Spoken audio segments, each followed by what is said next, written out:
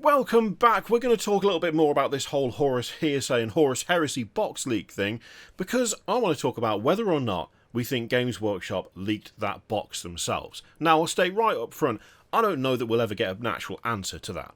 I don't think it's something they would ever just go, yeah, no, we totally did that. That's not really how they operate, and I would imagine that most companies probably wouldn't reveal that if it was them.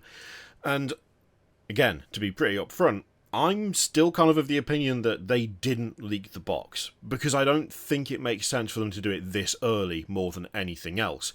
And now that it has been sort of put out there, and they embraced it using their Horus Hearsay website, I actually thought the website would just stop at this point. Because, really, the big thing, one of the things that most people are going to be interested about when it comes to the launch of a new edition, or an updated edition, would be the flagship product to launch that edition, right? It would be the big thing that they put out to celebrate and start that new edition off.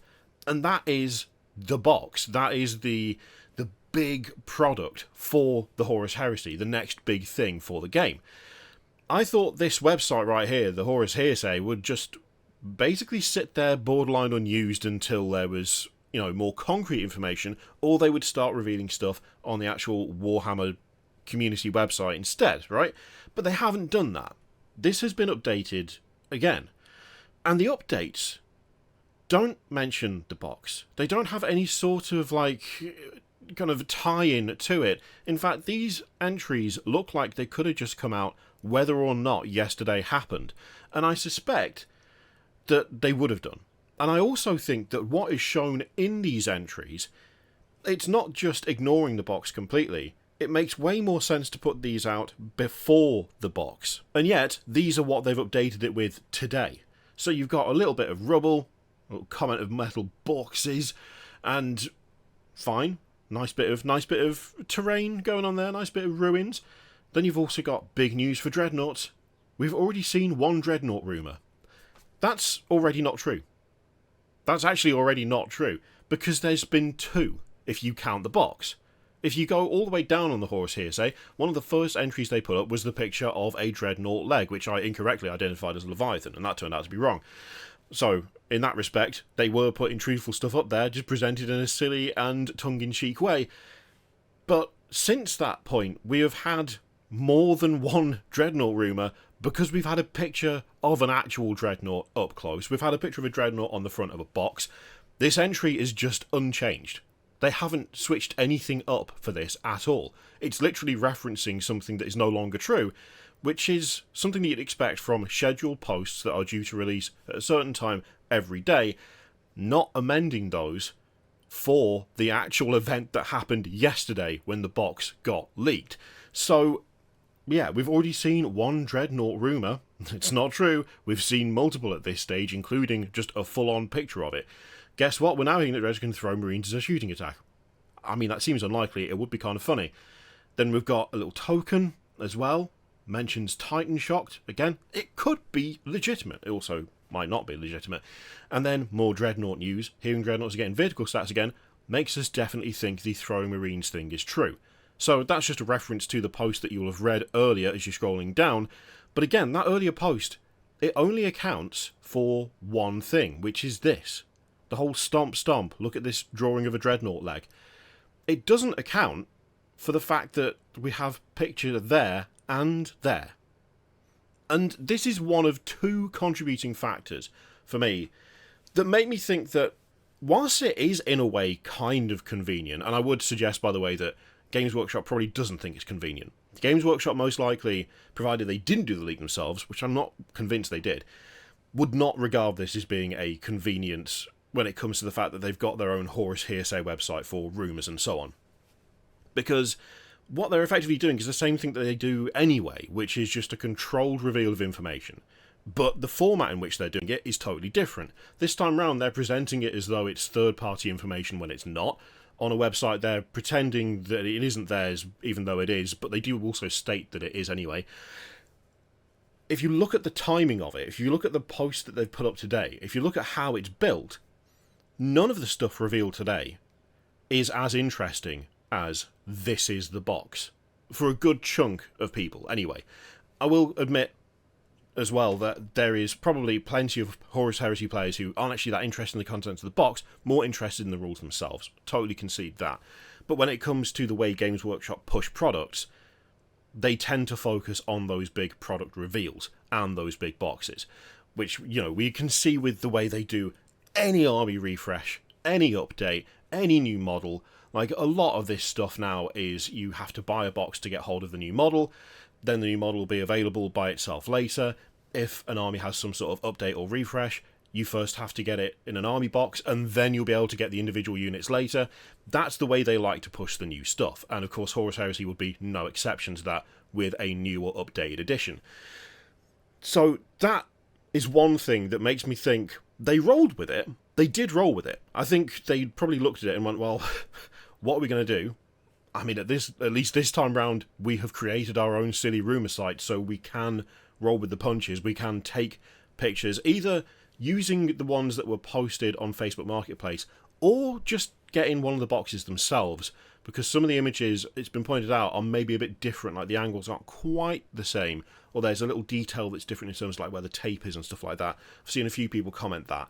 I'll be honest, I have looked myself, I find it hard to tell, so I'm just going to open that up to be something that if you want to check it, then obviously do, but I struggle to see the significant differences.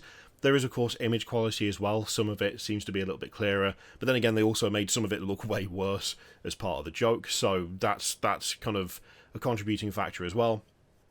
You know, the idea that they wouldn't have one of those boxes lying around for something like this anyway, I mean, obviously they would. Unquestionably, they would. If they're out in the wild and someone can nick one out of a box and put it on Facebook Marketplace, they're pretty sure that Games Workshop's going to have one in the office somewhere, you know? So that's one of the things, right? The release of information and the way the website is still updating, it's basically operating as though that reveal didn't happen, as though that leak didn't occur. Nothing's been changed. Nothing's been altered. It's still the kind of interesting stuff that you kind of look at and go, oh, that's building up to something. But we've actually already had the climax in many ways. So there's that. That's one thing that makes me think that actually, whilst it is convenient with the way that Games Workshop has marketed this release, I don't think it was actually them that leaked the box. The other is a very simple thing, which is that it's got the price tag attached to it on Facebook Marketplace. Now, it could well be that Games Workshop aren't bothered about someone putting an incorrect price on a product that they have not yet revealed or announced fully. I don't think they would. I don't think they'd do that.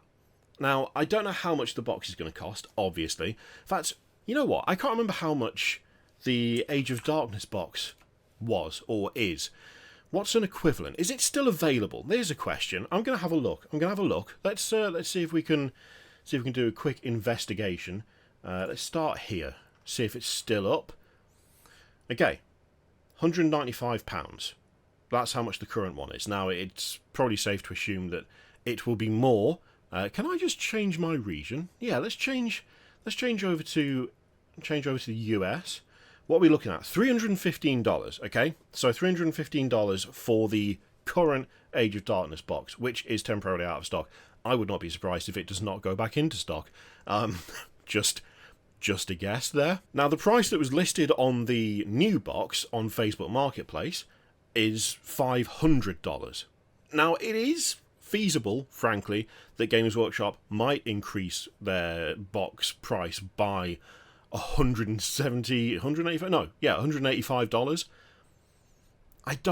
I don't think even they would necessarily do that. I think that would be too much of a jump, even for them. You know, they've made some pricey boxes in the past, and they will continue to do so in the future.